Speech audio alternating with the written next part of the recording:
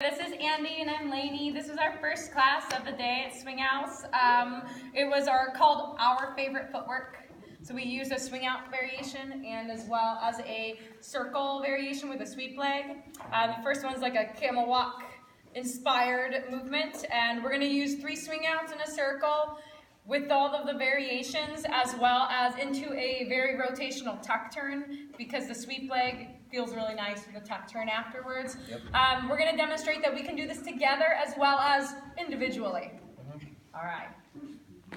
1, 2, 3, and 4, 5, 6, 7, 8. 1 and 2, 3 and 4, 5, 6, 7, 8. 1, 2, 3 and 4, 5, 6, 7, 8. 1, 2, 3, 5, 6, 7, 8. A 1 and 3 and 4, 5, 6, 7. Now we'll do it again from this angle.